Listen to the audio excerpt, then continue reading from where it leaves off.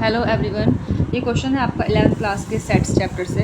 इस क्वेश्चन को मैं आज आपको दो मेथड से करवाने वाली हूँ, ठीक है। तो क्वेश्चन देखते हैं। Let A B and C be the sets such that A union B is equal to A union C and A intersection B and इस बराबर है ए इंटरसेक्शन सी के, then show that B is equal to C. तो question में हमेशा याद रखना such that के बाद जो लिखा है ना, सच दैट के बाद जो लिखा है वो आपका गिवन है। तो गिवन क्या है आपको, ए यूनियन बी बराबर ए यूनियन सी के, ठीक है, एंड ए इंटरसेक्शन बी बराबर ए इंटरसेक्शन सी के, ओके।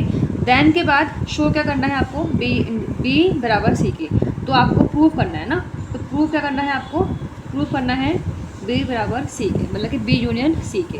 तो जब आप प्रूव करेंगे तो आप कैसे करेंगे, देखिए सॉल्यूशन देखेंगे। किसी भी चीज़ को बराबर अगर प्रूव करना है, अगर आपको किसी भी सेट को बराबर प्रूव करना है तो आप क्या करेंगे, आप इसमें दो चीज़ करेंगे। या तो आप बी को सबसेट प्रूफ कर दीजिए सी के, दूसरा सी को सबसेट प्रूफ कर दीजिए बी के। बात समझ में आ गई। बी को सबसेट प्रूफ कर दीजिए सी के एंड सी को सबसेट प्रूफ कर दीजिए बी के। अगर आपने इन दोनों को कर दिया तो मतलब कि बी बराबर सी के हो जाएगा, ठीक है। तो इक्वलिटी कब होती है सेट्स में, जब दोनों एक दूसरे का क्या होते हैं, सबसेट्स होते हैं। बात समझ में आ गई। तभी दो सेट आपके दोनों बराबर होते हैं। तो दोनों को सबसेट्स कैसे प्रूफ किया जाए, ये क्वेश्चन है। तो इसके लिए आप एक चीज़ याद रखिएगा, क्या कैसे कैसे करना है। आप एक एलिमेंट को, ठीक है, एक एलिमेंट लेंगे, आप लेट करेंगे एक एलिमेंट आपने जैसे कि बी से बिलोंग करवाया, ठीक है, और आपने उसी ही एलिमेंट को अगर आपने प्रूव कर दिया कि ये सेम एलिमेंट सी के भी बिलोंग है ना, तो मतलब कि ये जो कॉमन एलिमेंट हो गया बी के भी और सी के भी, तो ये जो एक्स एलिमेंट है वो बी में भी है और एक्स एलिमेंट जो है वो सी में भी है। तो आप ये कह सकते हैं कि भाई बी के जो एलिमेंट्स हैं वो सी में है, मतलब कि भाई B is the subset of C, ठीक है।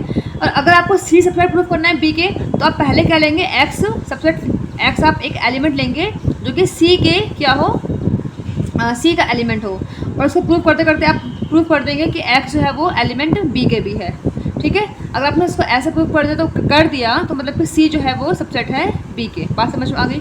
तो ये हमें कैसे प्रूफ करना है, इस मेथड्स को अब हम लोग सीखेंगे यहाँ पे कैसे प्रूफ करना है। तो पहले मैं फर्स्ट वाला ले रही हूँ, बी सबसेट ऑफ सी, ठीक है। तो कैसे करेंगे, पहले मैंने क्या बोला था, अगर आपको बी प्रूफ करना है सबसेट सी के, तो आप एक एलिमेंट ले लेंगे कि let X be an element, ठीक है। एक्स क्या है, एक एलिमेंट है जो बिलोंग कर रहा है बी को। ये आपने लेट कर लिया है कि भाई एक्स जो है वो बिलोंग कर रहा है बी को। अगर एक्स एलिमेंट बी को बिलोंग कर रहा है और आपने करते करते मेथड करते करते सॉल्व करते करते अगर आपने इस एलिमेंट को सी के भी प्रूफ कर दिया, तो मतलब कि बी जो है वो सी का सबसेट प्रूव हो जाएगा। बात समझ में आ रही है। तो एक्स पहले हमने लेट कर लिया कि वो एलिमेंट बी के बिलोंग कर रहा है। तो अगर वो बी के एलिमेंट बी को बिलोंग कर रहा है, बी के सेट को अगर ये एलिमेंट बिलोंग कर रहा है, तो क्या ये इसके यूनियन को बिलोंग करेगा। अरे भाई, यूनियन का मतलब क्या होता है कि इसके अंदर ए के भी एलिमेंट्स हो और इसके अंदर बी के भी एलिमेंट्स हो। यूनियन के अंदर ऑल एलिमेंट्स आते हैं ना, सारे एलिमेंट्स के अंदर आते हैं, ए के भी और बी के भी, ठीक है। तो मतलब कि भाई बी के एलिमेंट अगर एक्स है तो मतलब कि वो उसके यूनियन में भी आएगा। बात समझ में आ गई।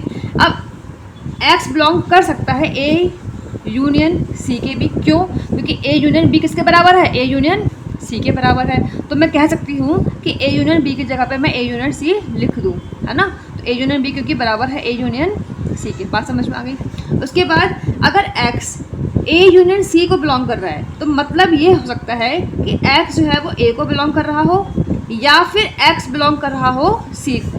भाई यूनियन के केस में और वाले केस बन जाता है ना, या तो एक्स ए को बिलोंग कर रहा होगा या एक्स सी को बिलोंग कर रहा होगा। मुझे बात समझ में आ गई।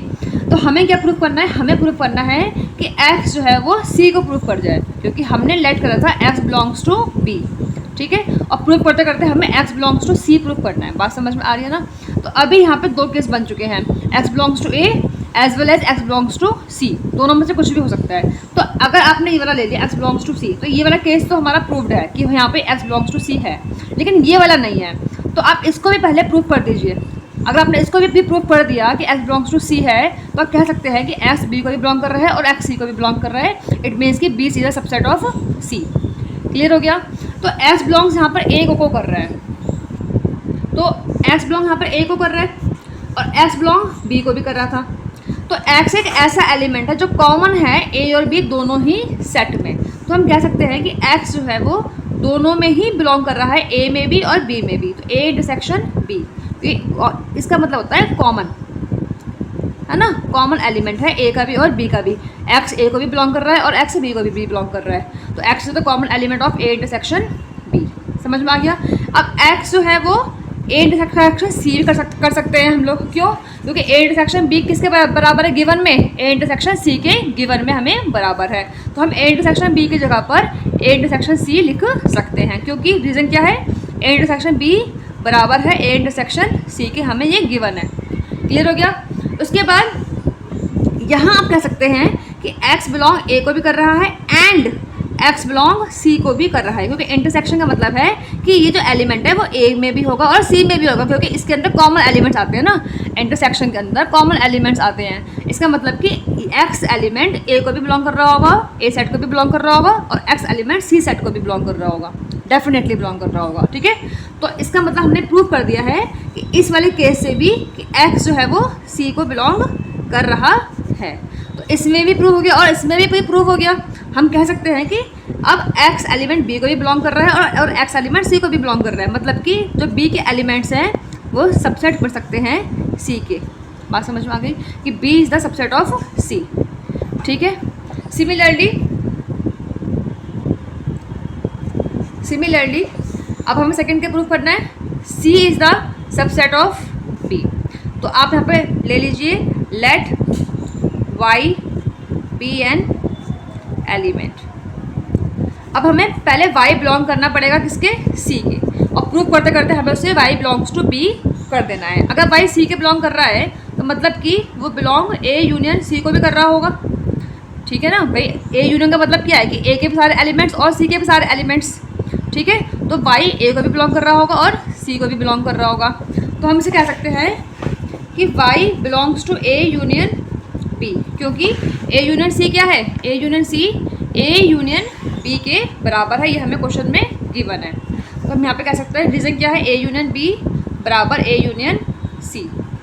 ठीक है, इसका मतलब क्या होगा, इसके अंदर दो केसेस निकल के आते हैं कि y belongs to a and union में आता है और y belongs to b। Clear हो गया। अब हमें प्रूफ क्या करना था कि y एलिमेंट c का भी हो और b का भी हो। तो यहाँ पे b का तो है ही, इसको और प्रूफ कर दें हम लोग। अगर हमने इसको और प्रूफ कर दिया कि ये एलिमेंट भी b को बिलोंग कर रहा है तो हमारा आंसर प्रूव हो जाएगा। तो y बिलोंग्स टू a है। अब यहाँ पर देखो y बिलोंग्स टू a है और यहाँ पे हमने क्या किया था कि y बिलोंग्स टू c है, मतलब कि y जो एक ऐसा एलिमेंट है जो c को भी बिलोंग कर रहा है और a को भी बिलोंग कर रहा है। इसका मतलब हम लोग कह सकते हैं कि भाई y जो है कॉमन एलिमेंट है a का भी और c का भी कॉमन है, तो हम इंटरसेक्शन लगाएंगे। इंटरसेक्शन किस लिए होता है, कॉमन के लिए होता है ना। इसका मतलब क्या है कि y बिलोंग कर सकता है a इंटरसेक्शन b को भी, क्योंकि a इंटरसेक्शन c क्या है, बराबर है a इंटरसेक्शन b के। क्लियर हो गया।